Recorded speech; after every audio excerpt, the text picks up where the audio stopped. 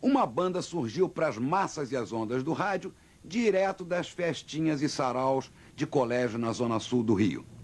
Na cena roqueira de São Paulo, ou de Brasília, muito mais pesada, talvez eles não tivessem vez. Mas no Rio, tudo era diferente. O sol, a praia, a cervejinha, as madrugadas no circo voador, com toda aquela atmosfera eufórica de fim da ditadura, acabaram promovendo manifestações musicais muito diferenciadas. Nesse cenário, entre a Legião Urbana e os Paralamas do Sucesso e Lobão, surgiu o Kid Abelha. Enquanto seus companheiros de geração produziam um rock repleto de rebeldia e testosterona, o então Kid Abelha e os Abóboras Selvagens navegava por mares mais calmos e praias mais pop. Foi sob a influência dos arranjos precisos dos Beatles e a anarquia divertida da Gangue 90 que Paula Toller, Leone, Jorge Israel e Bruno Fortunato elaboraram seu pop rock refinado e extremamente simples, saindo rapidamente do anonimato para o sucesso radiofônico e comercial. Nesse período, não faltaram antológicas apresentações no Chacrinha, que ajudou muito a promover nacionalmente o Kid Abelha. Mas o maior divisor de águas na carreira da banda foi o conturbado Rock in Rio, o primeiro, enfrentando brigas, tumultos, lata de cerveja, seguranças brigando com o público e o público agressivo do heavy metal. Eles seguraram o tranco para tocar para mais de 100 mil pessoas o seu pop leve e swingado e ainda saíram do festival consagrados. Em 20 anos de carreira, o Kid Abelha cativou milhões de fãs com seus rocks e baladas e marcou seu território no pop nacional. Como diz Fernanda Abreu, todo mundo sabe cantar pelo menos 4 ou 5 músicas do Kid Abelha.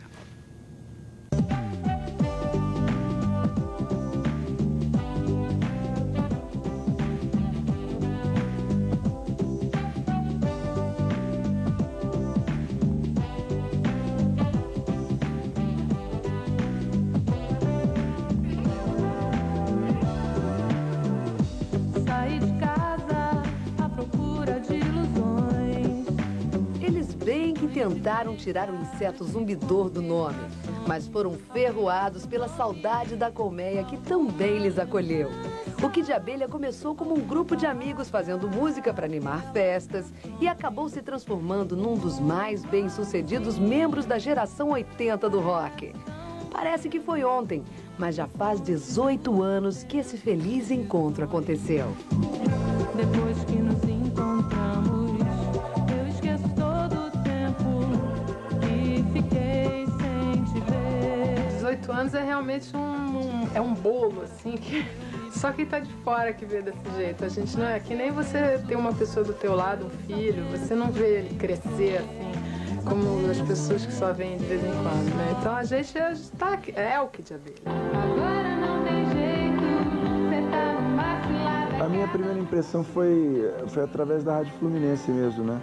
A coisa do saxofone era muito marcante.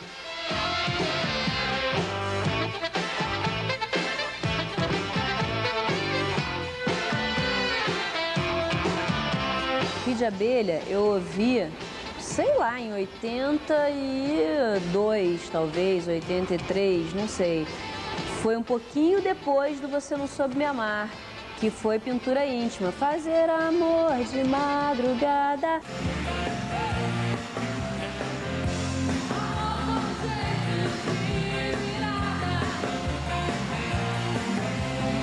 As pessoas me comparavam muito com a Paula e a Paula comigo, eu acho. Porque a gente tinha cabelo curtinho também, depois com a Alice Pink Punk, também do Lobão.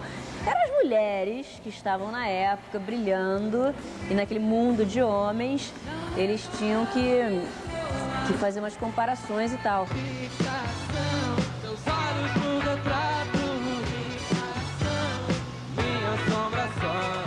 O Barão tinha um rock mais vigoroso, os Paralamas vinham com a coisa discreta. Tinha muitas outras bandas naquela época mesmo que era de rock mesmo, né? E eles sempre foram assumidamente pop, acho que o diferencial do Kid Abelha foi ser pop sempre, e inclusive desafiadoramente pop.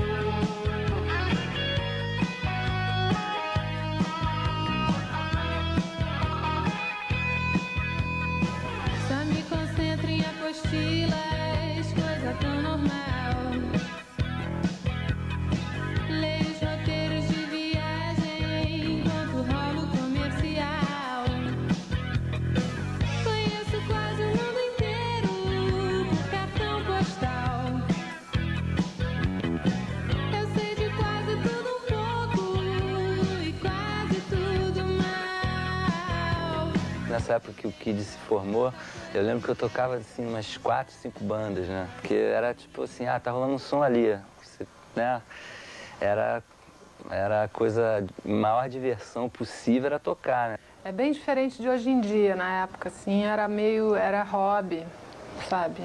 Era hobby, pessoal que tocava, amigo, você conhece um amigo, o amigo toca, te leva pra ver, o nego levando som, aí vem o outro amigo, aí vamos tocar.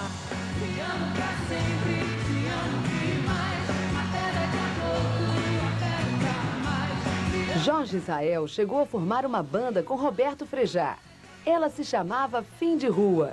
Jorge tocava violão e Frejá já rifava na guitarra. A experiência durou 1 ano, mas Frejá entrou para o Barão Vermelho. Uma das muitas parcerias dessa dupla com Cazuza foi Amor, Amor, que fez parte da trilha sonora de Bete Balanço. Meu caminho nesse mundo eu sei vai ter um brilho incerto e louco. Tinha uma vontade, assim, de fazer uma banda com uma figura feminina, sabe, de frente, assim. Eu tinha isso, cheguei até a conversar com a Dulce Quental, bem antes de Sempre Livre, né? E eu acho que eu já tinha um pouco essa vontade de fazer uma coisa mais pop. Eu falava, Dulce, a gente podia fazer umas músicas meio inspiradas nos Beatles, não sei o que. Ela falou, Beatles acho que já passou, pô, eu acho mais legal fazer uma coisa mais jazz. Tinha uma onda mais de rock, né, que era até assim, a gente, quando apareceu um pouco depois, assim, que a gente já tocava no Circo Voador, tinha muita banda de rock and roll mesmo, a gente fazia show juntos e tal, a gente apesar de ser ET na história, até, por exemplo, no primeiro disco que a gente participou, que era o Rock Voador, né, que era uma coletânea, pau de sebo, né, para ver quem depois gravaria um compacto pela Warner e tal. Acho que nós éramos a única banda pop, assim, ali.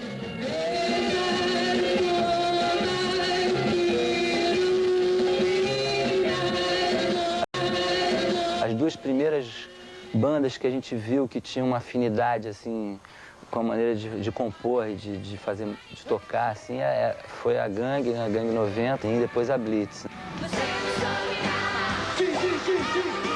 Para fazer um paralelo entre o som, ou uma comparação entre o som da Blitz e do Kid de Abelha, eu já acho mais difícil, assim, porque o Kid de Abelha era nitidamente um grupo pop, nos arranjos, na concepção, na produção, e a Blitz tinha um quê, assim, de samba de breque, de pandeiro, de repinique. O tempo todo choro, sei que quase desespero, mas não sei porquê. A gente não fazia cover, assim, sabe? Já era uma coisa assim de pegar músicas que tinham sido compostas ali e fazer arranjo e tocar. E a intenção a gente nem sabia qual era, assim, nem tinha muita perspectiva de lugar para tocar, nem nada disso.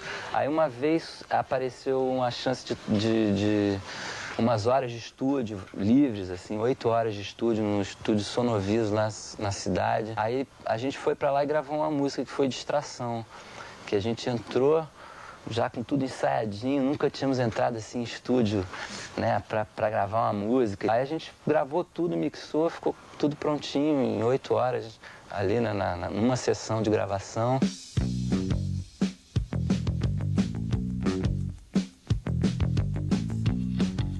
Por muito pouco, o Kid de Abelha e os Abóboras Selvagens iam se chamar Tia Harry e os 3 Porquinhos, ou até mesmo Morango Tango. E a gente não tinha nome, porque nunca tinha tocado em lugar nenhum, assim, nunca tinha se apresentado, era só uma coisa de tocar em casa e tal. E aí a fita foi levada para a Rádio Fluminense e o pessoal falou, não, a gente vai levar a fita lá. Eu nem fui na Rádio Fluminense, é Niterói, né?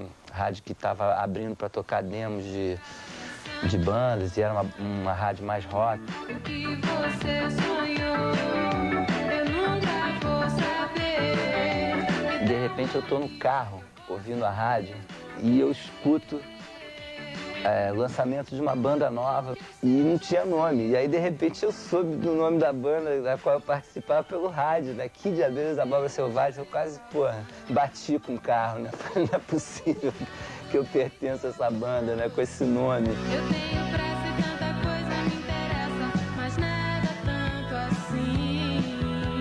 Naquela época tinha João Pencas, João Pencas, Amiguinhos Amestrados, Kid Creole, The Coconuts, era o tipo de nome que na verdade é dos anos 50, né? E foi um nome que deu maior sorte pra gente, assim, por incrível que pareça, assim, num primeiro momento, sei lá, eu achei, falei, não é possível, esse nome não vai dar certo. Fixação, seus olhos no retrato, fixação, minha assombração.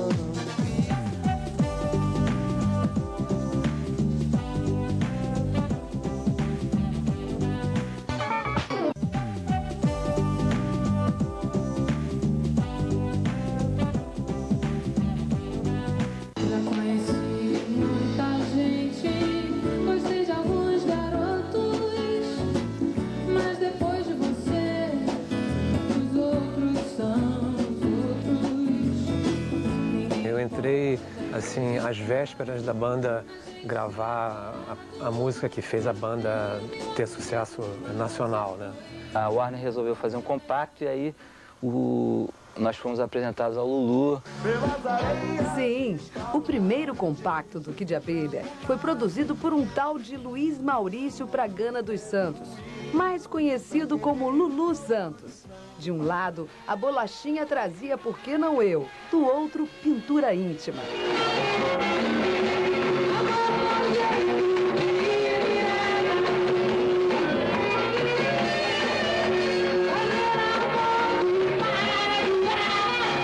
A primeira lembrança que eu tenho deles foi quando a gente foi fazer prova para a carteira dos músicos. E foi aí que começou esse negócio de querer...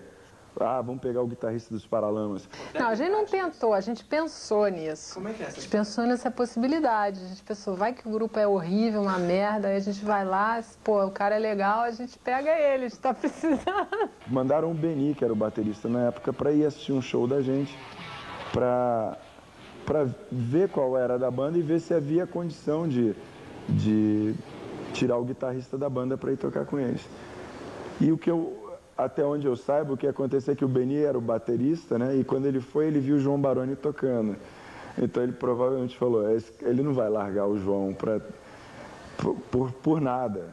Eu acho que eles foram muito sutis, né? Eu só acho que eles tentaram roubar o cara errado. Se eles tivessem tentado roubar o baterista, talvez tivesse funcionado. Diz pra eu ficar muda, faz cara de mistério. Tira essa bermuda que eu quero, você sério. Dramas do sucesso, mundo particular. Solos de guitarra não vão me conquistar. A banda já existia há uns 6 meses e a cada mês entrava um guitarrista, mas isso não é força de expressão, assim, mudava mesmo.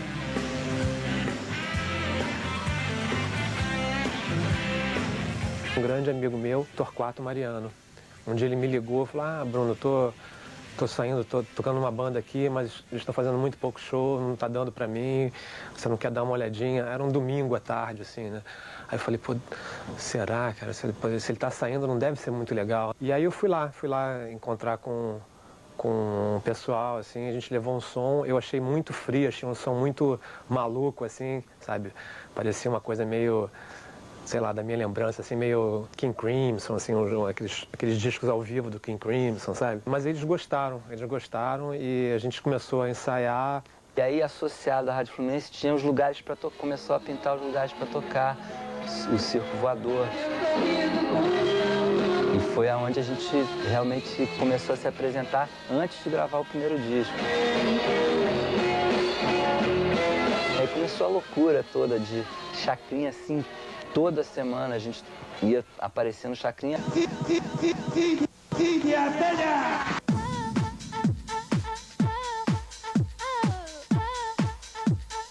Fixação, A gente sentiu que popularizou no sentido de que a gente tocava em show de playback no subúrbio do Rio, em todos os clubes. Seu rosto na TV parece um milagre, uma perfeição nos mínimos detalhes. A gente chegava, tinham 3 shows por noite. Então a gente entrava na Kombi, assim, todo mundo numa Kombi, né, pelos subúrbios, indo de um clube para o outro, de Bangu para Campo Grande, para não sei aonde e tal. E a gente começou a fazer circuito que tinha umas vezes que a gente fazia junto com o Chacrinha. Eu lembro textualmente de um dos produtores que trabalhava com o Chacrinha, que fazia playback também, de dizer, olha, vocês só estão fazendo o que o Kid Abelha não pode fazer todos, porque se eles pudessem fazer todos, todo mundo só quer o Kid Abelha. Depois de algum tempo a gente começou a ter pessoas que ajudavam a gente na maneira de vestir. Ovos quentes e café na cama, as suas lágrimas no meu pijama. Você não pode me cobrar pelo que deu de graça. Sempre inventando mais provas de amor. A gente era muito ingênuo, assim, comercialmente, falando, em termos de tudo, de marketing, de lidar com a imprensa, de lidar com a própria indústria. Então, uma série de coisas aí a gente foi aprendendo, se dando mal, né? O primeiro LP deles é o primeiro LP de banda da geração mais bem sucedido comercialmente.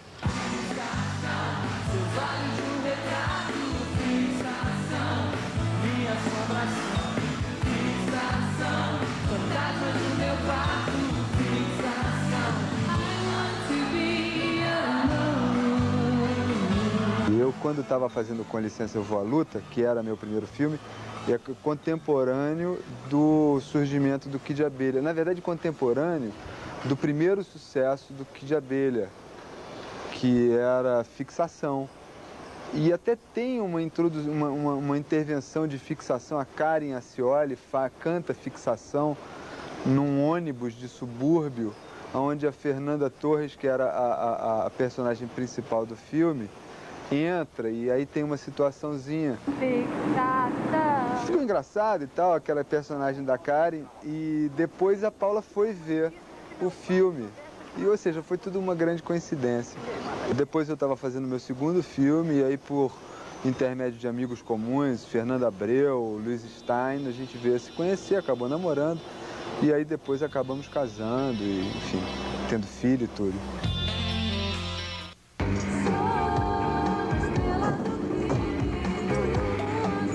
O Kid mais tarde ainda gravaria uma música especialmente para a trilha sonora de outro filme assinado por Luiz Farias, Lili, a Estrela do Crime.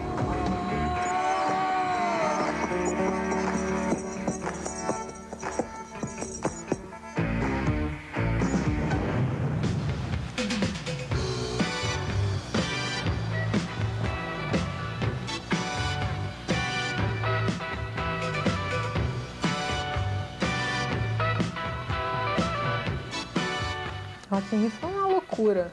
O Rock in Rio foi um choque pra gente, assim. Primeiro, porque ele era muito mais, né? Ele era mega mesmo.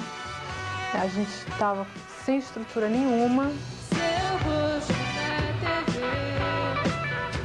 parece um milagre. Foi uma coisa difícil pra gente fazer isso naquela época, ocupar um espaço tão grande, um palco tão grande, a gente fazer um cenário daquele tamanho, né? Porque a gente só tocava em lugares pequenos, né? Eu viro a página, mas você me persegue por todos os lugares. A gente estava no fim de temporada do primeiro LP. Então a gente já estava com o show um pouco desgastado, com a imagem um pouco desgastada, não foi legal por isso.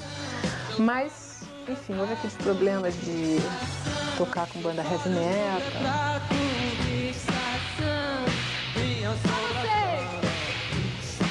Os seguranças brasileiros também tratavam a gente mal, então era uma loucura, assim.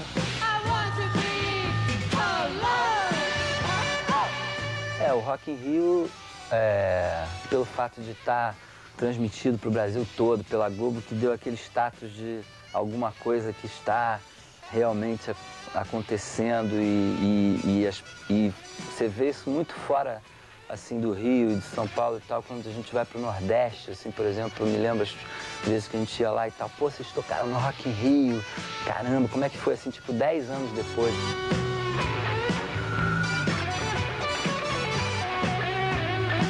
A gente ficou muito impressionado com a experiência, né, com a maturidade das bandas, é natural, né, as bandas que já tocavam em estádio há muito tempo, né, a gente ficou impressionado com isso, com a qualidade, com todo o know-how que elas tinham, né.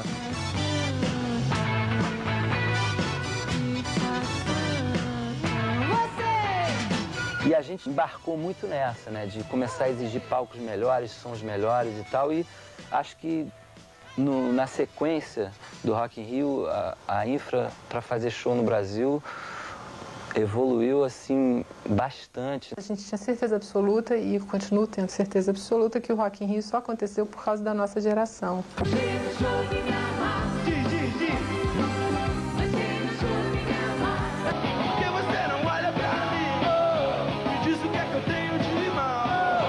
A vida é melhor no futuro, eu vejo isso por cima do muro.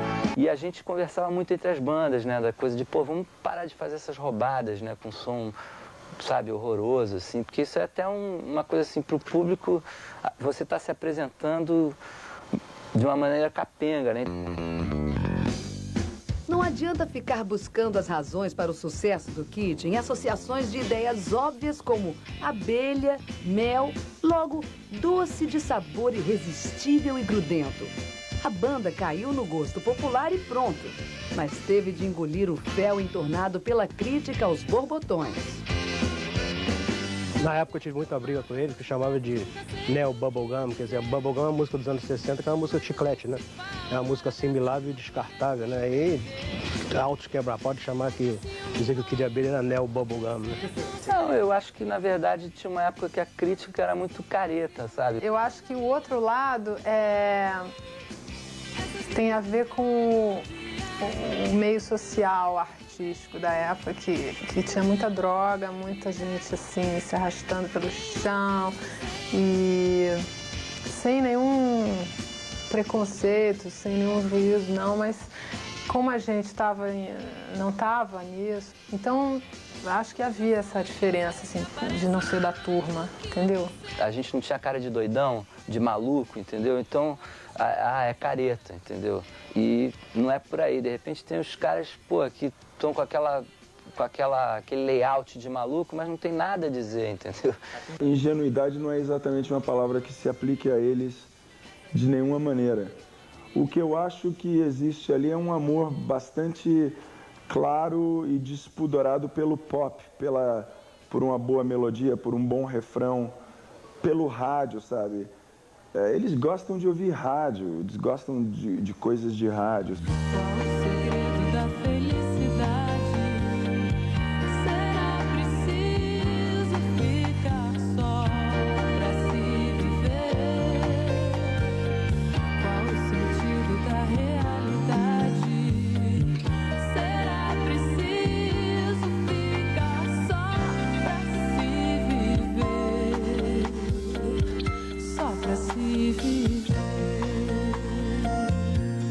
Todo mundo desconfia muito, um negócio muito novo, que faz muito sucesso, rápido, né? Todo mundo também, as pessoas sérias, assim, artistas aí importantes e tal, também ficam um pouco assim, esperando, né?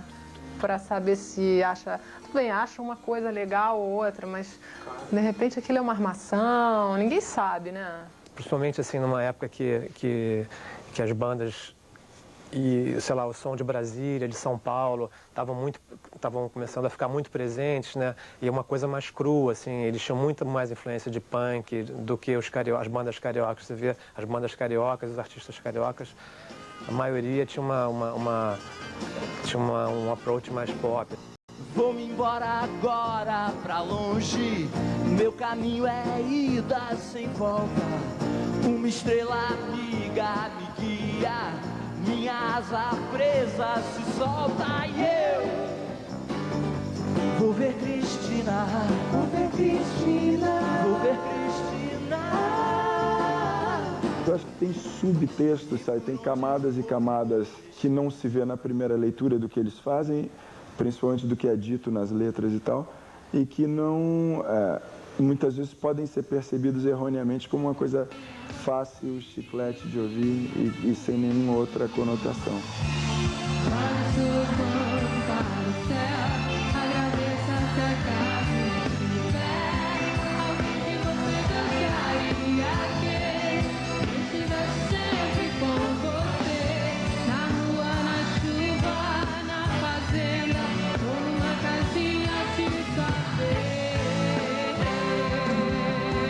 A letra quer dizer é a virada mesmo, é você modificar as coisas, né, naquele sentido mesmo da existência. Passar de uma coisa ruim para uma coisa boa, né, de modificar as coisas porque tem que modificar, porque tem que melhorar mesmo e é a gente que vai fazer. Lágrimas de chuva molham o vidro da janela, mas ninguém me vê. O mundo é muito injusto, eu tô plantando os meus problemas que eu quero esquecer. Uma música é para ser consumida, isso aí não tem a menor dúvida, mas assim, acho que a gente não faz a música pensando nisso, a gente faz a música pra gente, a gente faz o disco pra gente sempre com a intenção de surpreender a nós mesmos, entendeu?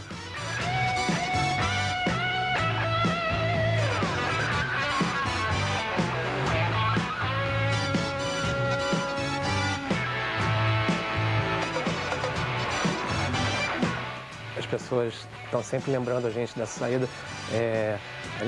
Na verdade, a gente tem 14 anos de Kid Abelha sem o Leone, tem 3 anos com o Leone, que foi uma pessoa muito importante.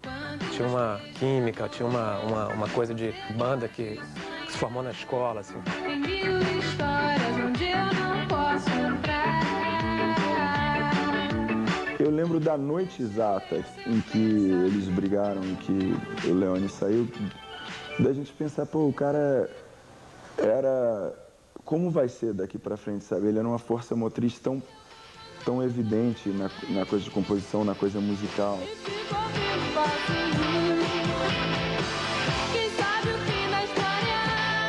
Eu acho que, de qualquer maneira, ele estava no processo de sair, ele queria fazer outra banda, queria chamar outras pessoas para tocar, fazer um som diferente e tal, queria cantar. E isso já estava meio que... assim, como uma coisa que ia acontecer. Na hora foi ruim, parecia muito ruim, mas o que a gente lia era o resultado também de um esquema de divulgação do próprio Leone, que montou todo o lançamento, o relançamento dele em cima de falar mal do Kid Abelha, o que foi seguido por muitas pessoas, até de gravadora, até da nossa própria gravadora. Então isso foi duro, assim, porque a gente...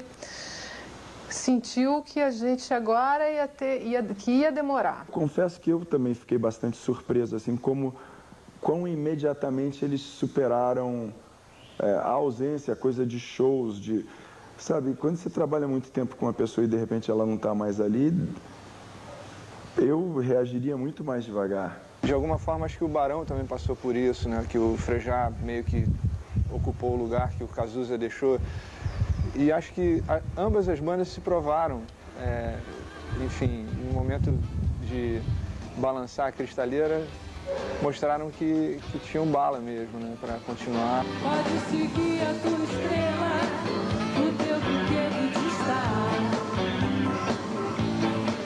Fantasiando um segredo, eu conto onde quer chegar. Agora eu quero ouvir essa galera cantando é com vocês.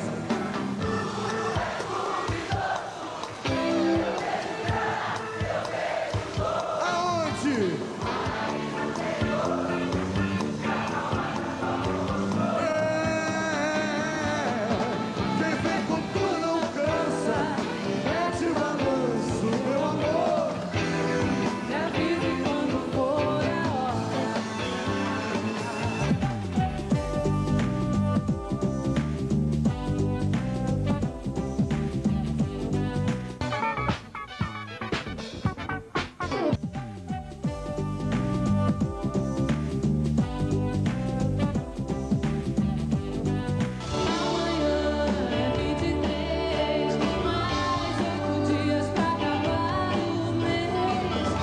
saída de Leone, o Kid Abelha teve de se reinventar.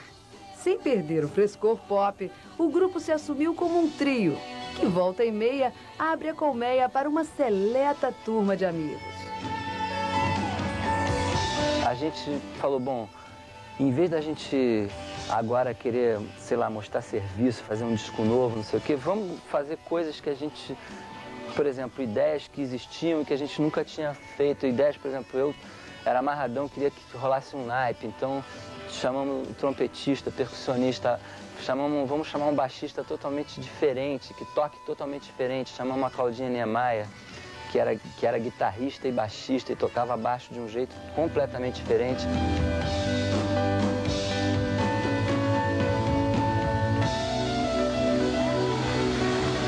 A gente não tem problema dos clássicos, porque a gente considera que eles são tão nossos quanto dele.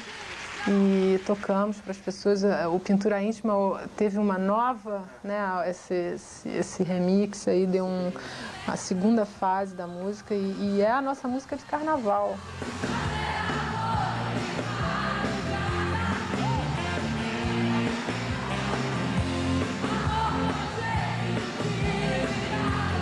Aquilo aconteceu num estágio ainda bastante inicial da banda. E depois tem dezenas e dezenas de canções que eles fizeram e que cumpriram exatamente o mesmo papel que é o Kid Abelha no seu melhor, sabe? Que é o pop, rádio, multidão, aquele refrão que todo mundo espera e na hora que vem um refrão que você enche a boca para cantar.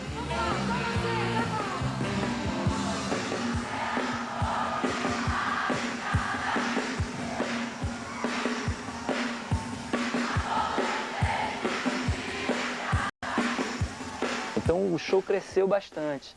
Aí a gente acabou prolongando um pouco, assim, adiando um pouco esse disco novo. Nesse meio tempo, eu e a Paula começamos a experimentar, compor juntos e tal.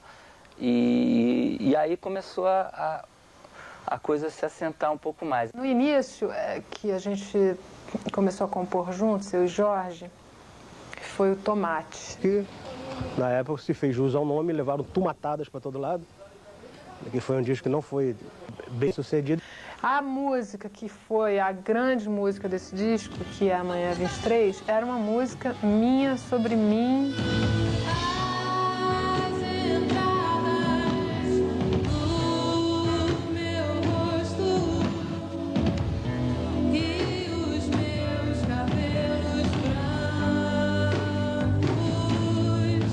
É uma música que eu escrevo como se fosse outra pessoa falando pra mim. Mas era uma música de mim, da minha vida, entendeu? Sempre eu ficciono, sempre aumento, sempre exagero, sempre deliro um pouco dentro do negócio, mas é sempre baseado em alguma coisa. Foi uma música que depois, quando foi pra rádio também, estourou e tal, então a gente ficou bem mais tranquilo.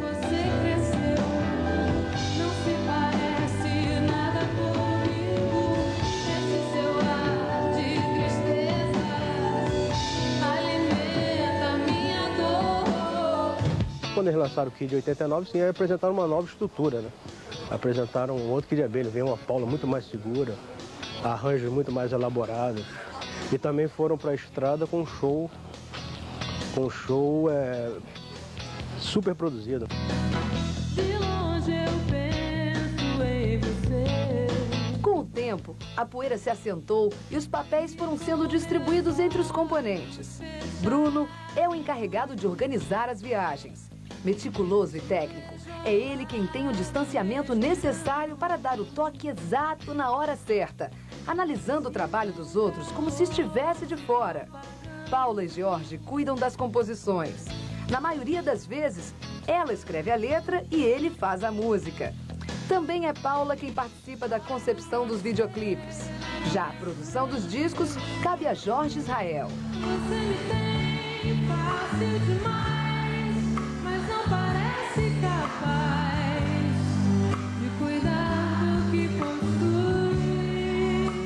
Em certa altura, os zangões tiveram de se acostumar com um novo frisson na colmeia, porque a abelha rainha resolveu botar para fora toda a sua sensualidade. Paula virou sex symbol e não se fez de rogada. Tem que ter sensualidade, eu acho. E eu uso isso porque gosto, que me divirto, que me sinto bem. Agora, meu filho não é uma das maneiras de eu vender minha imagem, nem meu trabalho, nem meu marido, nem minha casa, nem minha vida.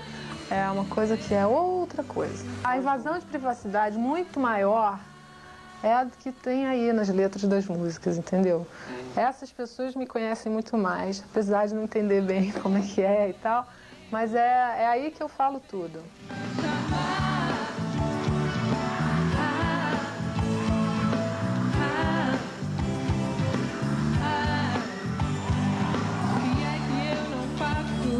O pessoal durante o show grita, gostosa e tal, mas fica uma coisa, é menos, né, e não rola esse assédio pós-show, por exemplo, só de fã mesmo, quer tirar retrato, quer autógrafo e tal. Sempre acaba reunindo ali no backstage um grupo interessante de pessoas, assim, fora aqueles diretor do clube, não sei o quê, que esses sim, esse aí é o lobo mau, né? O Kid abriu mão de parte do seu nome, Abelha e os Abóboras Selvagens, e adotou o minimalista Kid. Mais tarde, voltou a ser Kid Abelha, cresceu e apareceu. Paula, Jorge e Bruno ajudaram a afirmar o pop rock brasileiro diante do público e, finalmente, da crítica. Uma perfeição nos mínimos detalhes. A fórmula pop deles ficou muito mais sofisticada, né? Passou a ser um pop sofisticado, jogaram o chiclete fora, né? As músicas dos primeiros discos continuam exercendo um fascínio especial e pegam o público de jeito. Mas o Kid Abelha quer mais. No semiacústico meio desligado, o grupo embalou hits das antigas em novos arranjos, redescobrindo o patrimônio precioso que tem nas mãos. Deus, por favor, apareça na televisão. Deus, por favor, apareça na televisão. Acho que a voz da Paula, assim, se transformou, assim, completamente. Eu gosto muito dela cantando, acho uma voz super afinada e bonita e com carisma e tudo mais. Acho que as letras da Paula também, tudo, né? A pessoa cresce, amadurece e acho que isso se reflete no trabalho.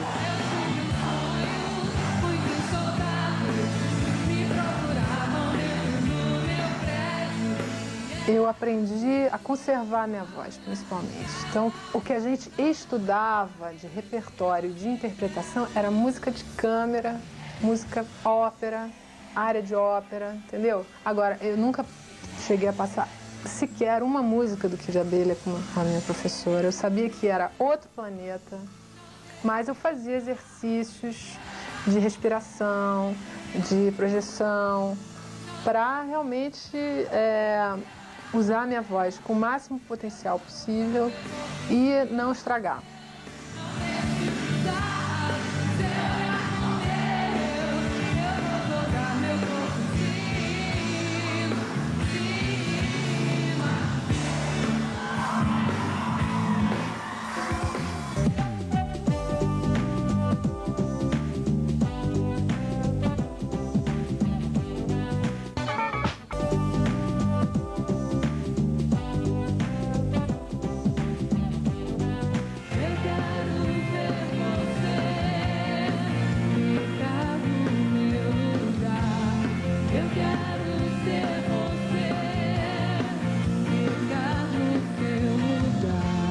Nos últimos 3 discos, assim, a gente perdeu completamente o pudor, assim, de compor.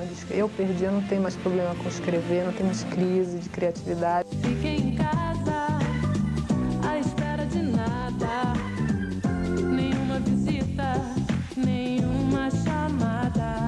Eu componho em quarto de hotel, em avião, em carro, que é uma das coisas preferidas, mas é bem complicada. Outro dia a Leila Pinheiro, encontrei com ela e ela falou: outro dia eu te vi no trânsito escrevendo uma coisa no volante. Eu falei: isso, lá vem composição.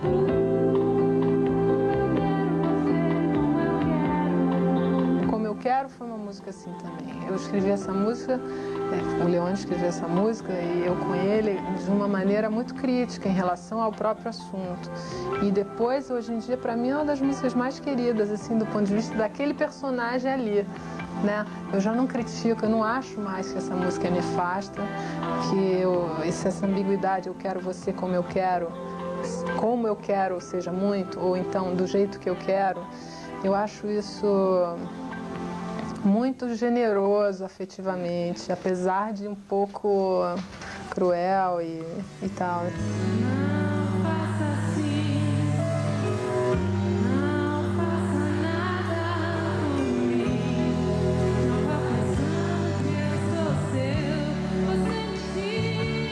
Nada por mim foi uma música feita em parceria com o Herbert, assim de uma maneira super relaxada na rede, assim, dá uma ideia ali, outra ideia aqui.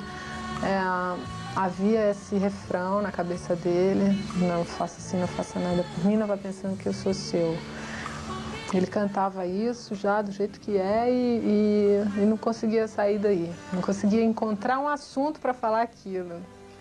Aí foi um dia a gente ficou lá jogando fora e encontramos o assunto.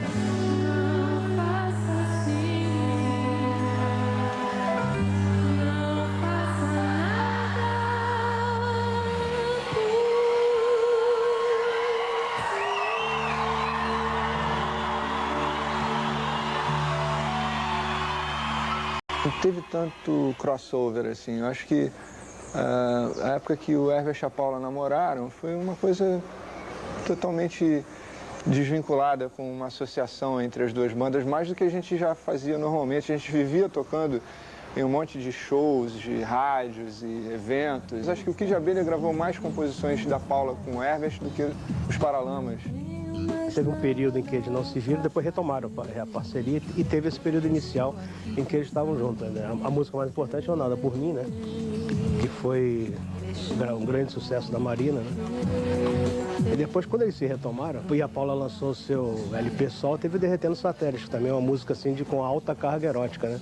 Derretendo satélites, falando tudo, voando à noite, ouvindo estrelas, derretendo satélites. Na hora que diziam que a coisa estava ruim, que a gente estava por baixo, que o pop, que o rock estava por baixo, e anos 80 era um cocô do cavalo do bandido, a gente estava fazendo, entendeu? A gente não estava se importando com isso. Então acho que na hora que as coisas melhoram um pouco, aí você tá ali novinho em folha.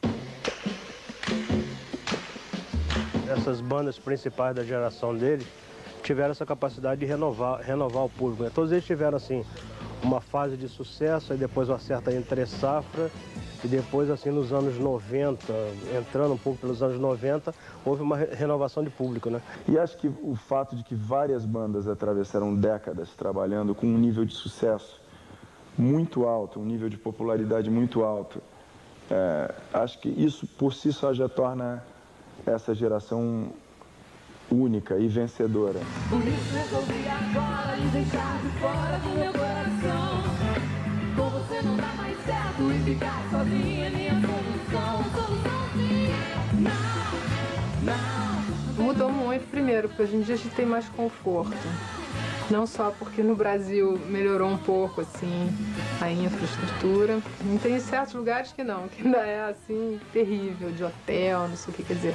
A gente tem realmente uma vida, assim, de altos e baixos. Um dia a gente está num hotel 5 estrelas maravilhoso, tem várias opções. Tem dia que a gente está num hotel horrível, todo marrom, de parede marrom, entendeu? Cubículo. Um cubículo, assim. Triângulos, quartos triangulares. Quartos com 3 paredes. É verdade. É o glamour, né? Mas é legal que quanto mais deprê o quarto, mais a gente fica junto. Fica né? junto. Tipo assim, vai naquele hotel que o quarto é horroroso, aí vai a banda toda pro mesmo quarto, né? Assim, porque ninguém consegue ficar sozinho, né? Não. A gente trabalha muito sério. A gente não se leva muito a sério. A vida da gente é muito assim, feriados, aniversários, não sei o quê. A gente tá sempre... Nem sempre a gente está onde devia estar, assim, com a família e tal. Hoje em dia a gente até tem a possibilidade de vetar umas datas. Eu, por exemplo, meu aniversário Não necessariamente passo com família e tal, mas aniversário do meu filho eu faço questão. O que é impressionante neles é que essa disponibilidade de travar contatos com artistas de outras áreas, que faz do trabalho deles um trabalho sofisticado, não deixa que eles percam a característica mais, não sei se mais marcante, mas uma característica marcante no trabalho deles, que é a simplicidade. Que é que eu não passo, por onde eu não ando, que é que eu já não tenho, quando é que eu não tenho, onde fica a tua casa, por que é que eu não passo, já está uma notícia,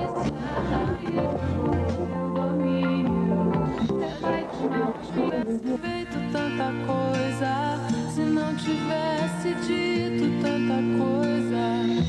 Eu gosto de Grande Hotel, acabei fazendo um videoclipe que foi muito mais uma viagem filmada e uma grande brincadeira assim entre a gente, né? Foi bacana porque foi uma viagem para a Itália e um momento de convivência num ambiente fora do Brasil.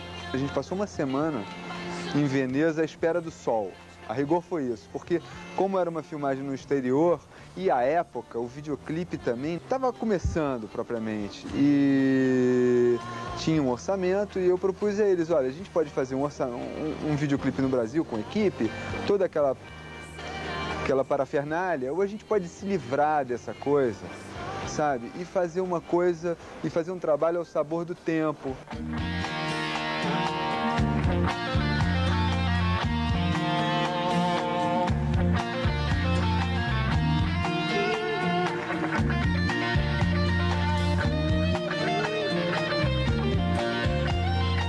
Todo mundo sabe cantar pelo menos 5 músicas do Kid de Abelha, assim. Eu posso cantar agora 5 músicas do Kid de Abelha, Como Eu Quero, Lágrimas de Chuva, Fixação. Vamos dizer, uma música que eu acho que simboliza o Kid de Abelha, quer dizer, as qualidades do Kid de Abelha, vamos dizer 2. Em termos de balada, Como Eu Quero, que eu acho que é uma balada essencial, muito feliz, né? Aqueles elementos, boa interpretação, boa letra, e é uma música que já se provou ser atemporal. E a outra é Pintura Íntima, que é uma música que sempre sempre dança-se muito no show. Eu também que acho que pode ser considerada também a pérola pop no outro extremo. Ao ser perguntada por um jornalista se o que ela faz é música para ser cantada no banheiro, Paula Toller respondeu que faz música no banheiro e que estava seduzida pela ideia de um dia fazer um disco, uma compilação de clássicos imortais do seu banheiro. Quem sabe esse não vai ser o próximo álbum do Kid de Abelha. Música para reverberar no azulejo. A gente tem um relacionamento bom, a gente sai, a gente tá na estrada, a gente vai jantar, a gente vai em algum lugar, vai no show de alguém, sei lá. A gente vai no quarto levar som depois do show, enfim. A gente se dá bem.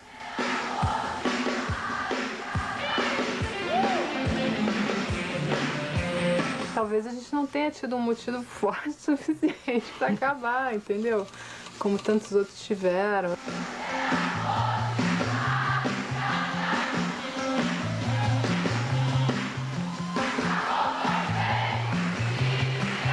Vamos lá, vamos até gastar, né? Vai ter um fim alguma hora, né? Não preciso saber quando é, nem porquê. Se quando for ser, vai ser.